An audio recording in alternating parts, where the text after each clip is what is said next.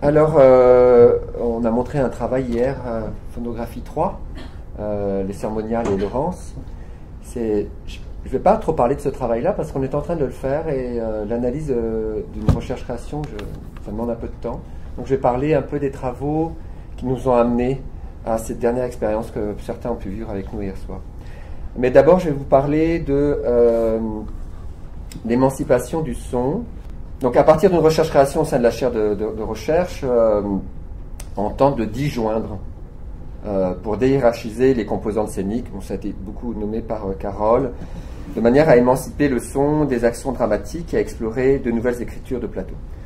Cependant, l'émancipation du son au théâtre ne revient pas à faire en sorte que le son subordonne à son tour les autres instances scéniques, sachant que la force de manipulation du son, elle est vraiment importante, mais à produire une force plutôt d'articulation qui produisent le plus souvent des accords de faux raccords, comme dirait Jean-Luc Godard, ou des mouvements de divergence, comme dirait Didier Berman, concernant l'esthétique symptomale, non seulement sur le plan du récit, mais aussi sur le plan des médias. Sortir le son du statut décoratif et explicatif à l'action dramatique s'est produit lorsqu'on a commencé à expérimenter des notions d'art sonore, notamment, je vais très vite, je ne sais pas vraiment un récapitulatif historique que je veux faire, c'est arrivé à la phonographie, à travers l'exploration de la plasticité d'objets sonnants, c'est-à-dire des objets en train de sonner, comme dit Daniel Dehaye, et non pas des objets sonores qui sont plutôt une mesure en musique, qui peut être un vrai objet organique, mais aussi numérique, qui génère un son, soit naturellement, soit par manipulation. Cette approche tactile et matérielle du son a influé sur notre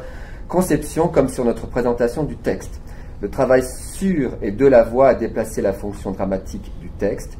Le texte n'est plus seulement désiré pour le message qu'il véhicule, pour le drame de l'action qu'il organise, mais pour la capacité physique de son verbe. Carole, encore une fois, nous a montré des exemples formidables de ce rapport physique au verbe. Le texte, pour transmettre du sens au théâtre, appelle le corps, et avant tout, le corps de la voix, comme dirait Paul Zumthor. Dans le colloque que nous avions organisé en 2016, que Catherine mentionne un petit peu dans le résumé, les pratiques contemporaines de l'écriture textuelle pour la scène, nous soulignions que ce corps du texte relevait aujourd'hui davantage d'une corporité, et toc, on en reparle encore, tel que pensé par Michel Bernard, dans le sillon de Deleuze et Guattari qui dégage une réalité mouvante, mobile, instable, faite de réseaux d'intensité et de force, une corporité textuelle qui se redéfinit par des expansions à d'autres univers, donc le son, l'image, le réseau social, l'environnement, les technologies, mais aussi à travers d'autres enjeux. On rencontre des corporités textuelles qui semblent alors émaner directement d'un contexte réel ou scénographique, s'y mêler jusqu'à s'y confondre. L'auteur incorpore le paysage jusqu'à réunir l'espace et le contenu tant dans les mots que dans une présentation in situ de la forme qui en émerge. Ces œuvres parfois appellent une approche phénoménologique et événementielle, tant elles parviennent à une circulation incessante, voire à une confusion entre la corporité textuelle, l'action et le contexte. Je reviendrai sur cette idée de confusion, de dispersion.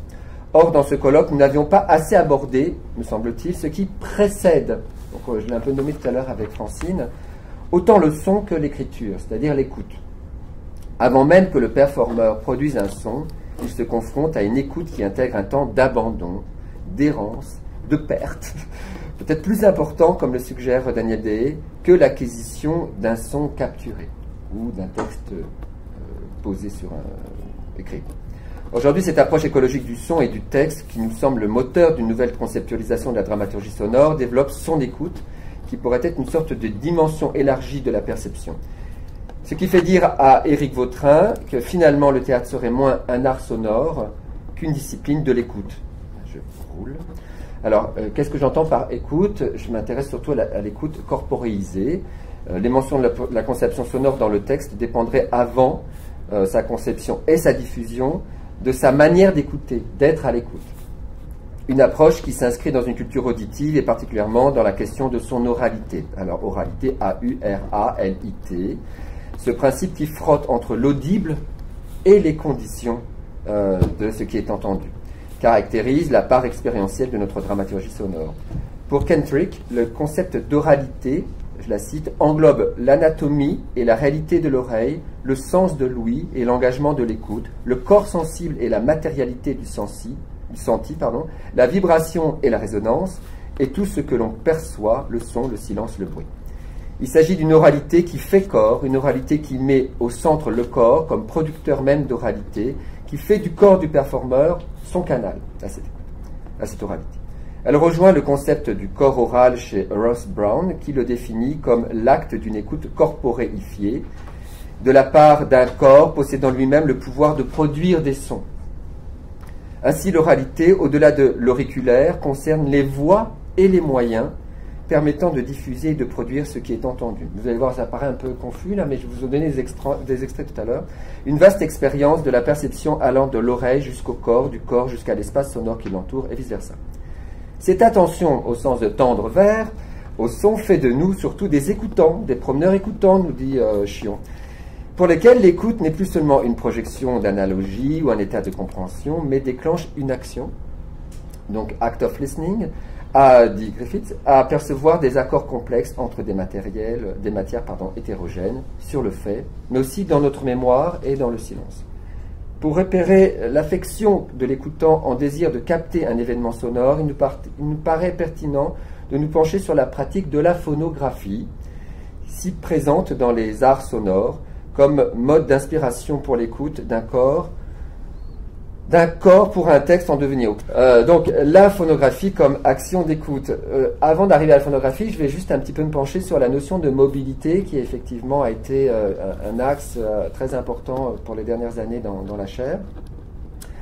Donc à l'instar de Daniel Dehé qui revendique une place spécifique au constructeur sonore en affirmant que seul celui qui produit le son peut l'inventer et le mettre en scène, il nous a semblé que derrière le son mis en scène devait se situer le vécu sensible d'un son saisi par l'artiste lui-même. On fait plein de voyages. Pour ce faire, il nous a fallu sortir de notre théâtre, de notre territoire connu, qui correspond à ces architectures théâtrales contemporaines, le plus souvent conçues pour favoriser une acoustique neutre et égale. C'est un peu comme ça, en tout cas au théâtre à Lucac, c'est une boîte noire. Voilà. Donc il n'y a rien, c'est juste très neutre. Une fois hors les murs du théâtre, un changement radical de réalité sonore et de méthodologie redéfinit notre concept de dramaturgie sonore. Grâce à l'allègement des outils numériques, nous pouvons accéder à une véritable mobilité géoculturelle et vivre des temps d'immersion étrangers au processus traditionnel au théâtre, au sein d'une écologie urbaine ou rurale. Ce tournant spatial pour un son du théâtre qui se bâtit à partir du monde qui nous environne s'associe évidemment aux sound studies qui revendiquent l'éminence du son comme une modalité de connaître et d'être dans le monde. Et aussi comme le sound art qui s'attache à l'espace réel et concret. Plus spécifiquement, on va le voir tout à l'heure, notre quête sonore trouve écho dans l'art sonore mobile que Frauke Behrendt, dans sa thèse de doctorat, a très bien définie. Démarche d'autant plus accessible qu'aujourd'hui, j'ai déjà dit, nos appareils de numérique sont toujours plus légers, téléphone, tablette, liseuse, ordinateur, portable, micro, etc., caméra, enregistreuse, autonome en énergie, important, reliés de plus en plus facilement au réseau Internet, captent, composent et diffusent en temps réel.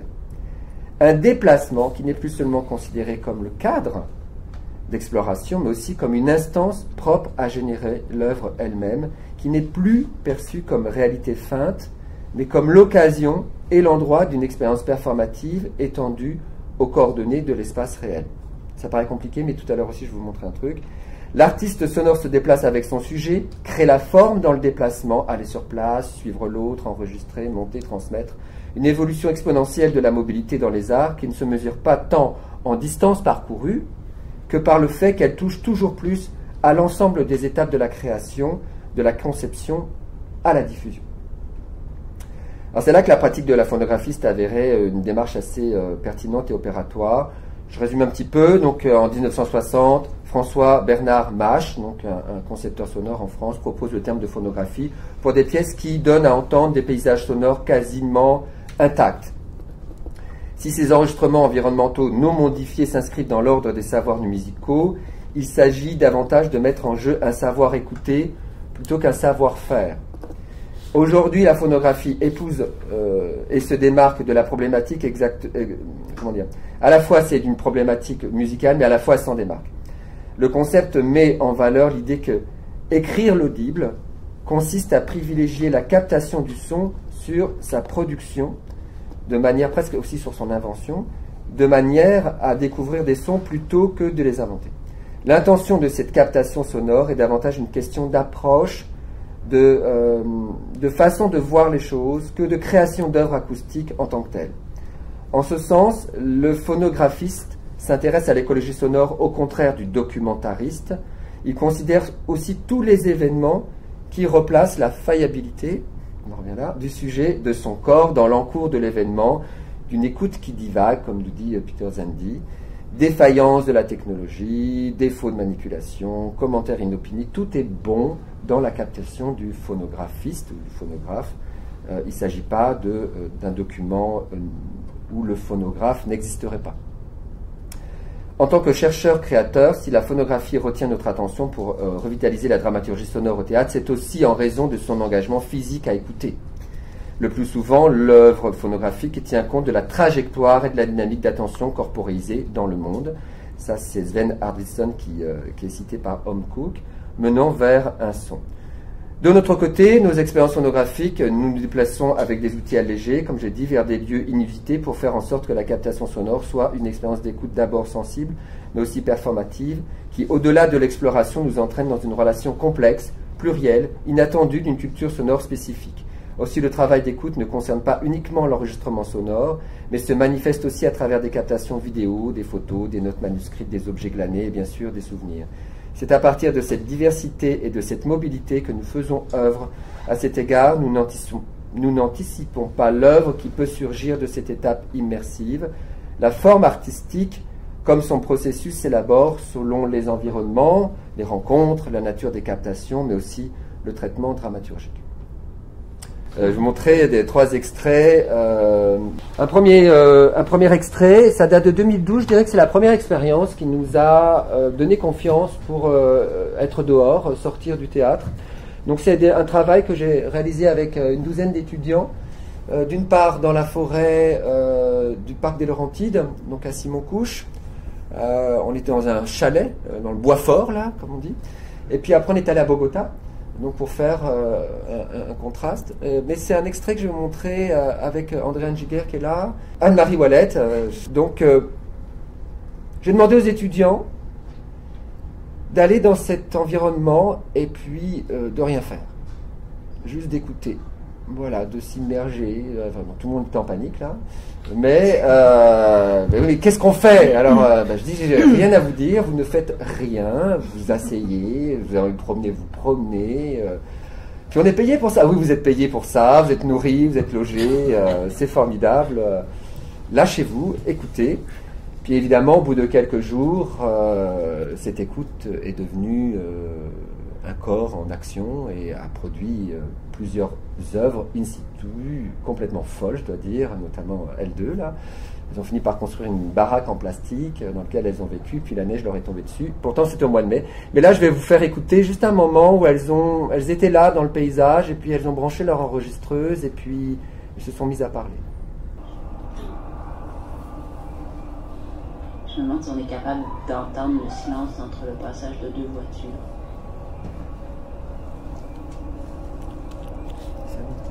Il y a tellement de bruit dans la nature que je suis pas sûre qu'on peut entendre le silence. Ouais, mais au moins le silence des voitures. Le silence de la ville. On a l'impression ici d'être loin, au milieu de nulle part, mais les voitures nous rappellent à quel point on n'est jamais vraiment loin. Il y a toujours un écho qui suit les voitures, donc. Ouais. Une trace de ville qui reste toujours.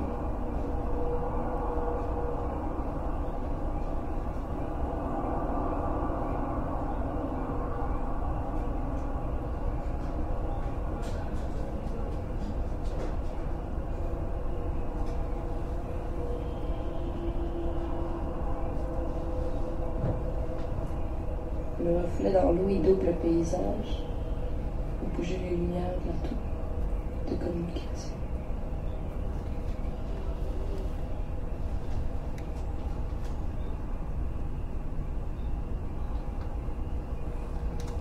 De l'autre côté du lac, il y a un homme qui habite dans une cabane.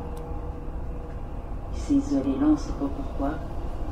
Il paraît qu'on ne peut pas l'approcher parce qu'il attend les canots avec une carabine à l'épaule. Alors, c'est étonnant, c'est comment l'écoute, la description, comment ils intègrent tout, là, ce qui leur arrive.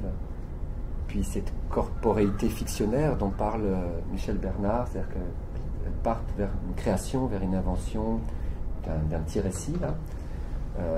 Voilà, donc c'était déjà ça que je voulais vous faire entendre, c'est comment ce bruissement des voix en écriture arrive comme ça à créer un travail de... c'est-à-dire comment le son, comment l'écoute affecte, je dirais, la prise de parole et puis motive un certain acte d'écriture qu'elles vont déployer après de manière complètement exubérante. Je ne peux pas vous montrer les photos là, mais vous irez voir sur le site. Vraiment dans la boue, elles ont tout fait. Et surtout comment l'atmosphère, hein, c'est Hooke qui dit ça, je vous cite juste Hooke, une atmosphère n'est pas un contexte inerte, mais un champ de force dans lequel on se trouve. Elle n'est pas l'effet d'autres forces, mais un effet vécu, une capacité d'affecter et d'être affecté, le fait d'accorder ses sens, ses actions et son imaginaire à des façons potentielles de vivre dans ou à travers les choses. Donc je trouvais que c'était très intéressant cette chose qui paraît rien, est déjà toute une machine qui se met en route. Je vais vous montrer un autre travail. C'est la première phonographie avec Charles Becquel. Charles Becquel est un étudiant en théâtre qui de la communauté de Mastéoyache, sur le bord de lac Saint-Jean, donc les Inuits.